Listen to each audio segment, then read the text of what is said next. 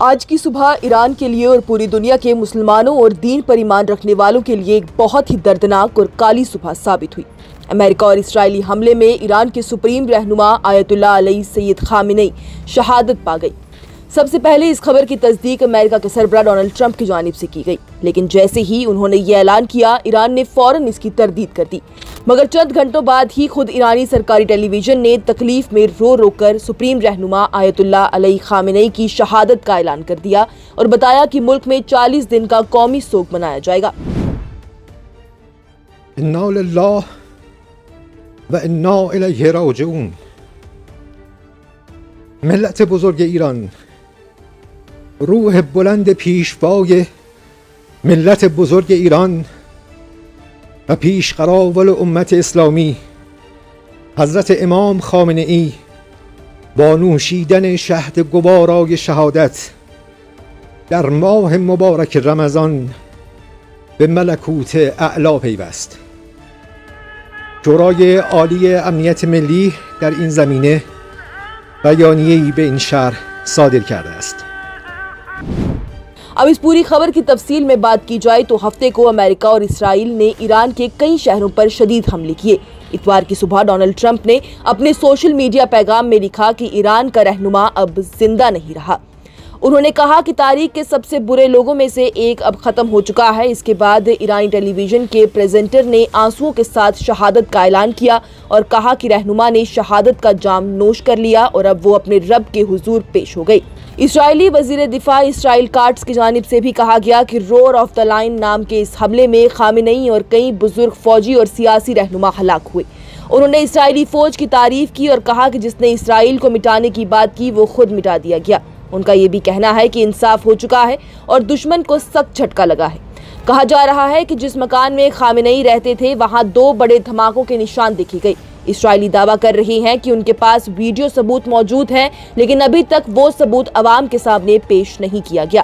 Social media پر بھی کچھ لوگ پوسٹ کے ذریعے یہ دعوے کر رہے ہیں کہ پہلے آیت اللہ علی خامنئی جس رہائش گاہ پر رہ رہے تھے وہاں پر حملے ہوئے، اس کے بعد ایران میں موجود موساد کے ایجنٹس نے اندر جا کر آیت اللہ علی خامنئی کو دیکھا کہ وہ شہید ہو چکے ہیں، تصدیق کی، پھر اس کی تصاویر اسرائیل کے وزیر اعظم بنجامن نیتن یاہو کو بھیج دی، جس کے بعد ہی اسرائیل اور امریکہ کے دعوے مضبوط ہوئے۔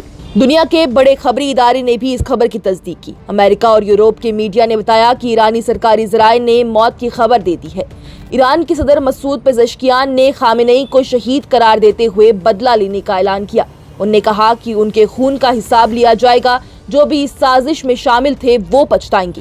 ایران میں 40 دن کا سوگ شروع ہو چکا ہے۔ عراق نے 3 دن کا قومی سوگ کا اعلان کیا ہے۔ پاکستان کے شہر کراچی میں سخت احتجاج ہوا، لوگ امریکی قونصلیٹ کے قریب جمع ہو گئے، شیشے توڑ دیے گئے اور فائرنگ کے واقعے میں تقریباً 10 افراد سے زائد کے مرنے کی اطلاع ملی۔ کشمیر میں بھی ہزاروں لوگ سڑکوں پر نکل آئے۔ سری نگر، بڑگام، پلوامہ، بارامولہ، بانڈی پورہ اور کرگل تک بڑے پرامن جلوس نکالے گئے۔ لوگ سیاہ جھنڈے اٹھا کر غم کا اظہار کر رہے ہیں۔ حفاظتی ادارے تعینات کر دیے گئے تاکہ صورتحال قابو میں رہے۔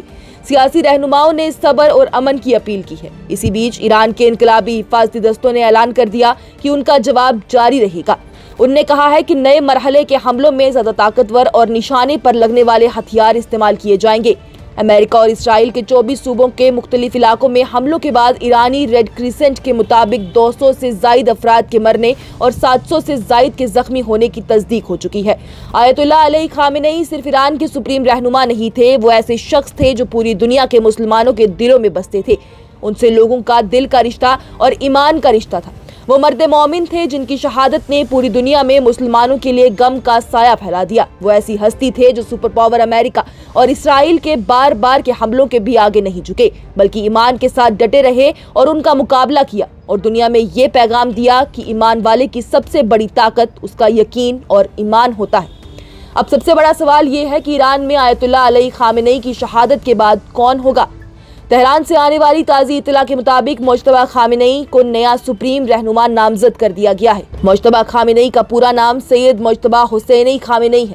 وہ مرحوم آیت اللہ علی خامنئی کے دوسرے سب سے بڑے بیٹے ہیں۔ وہ کئی سالوں سے ایران کے دینی اور سیاسی دائروں میں ایک اثر رکھنے والی شخصیات کے طور پر جانی جاتی ہیں۔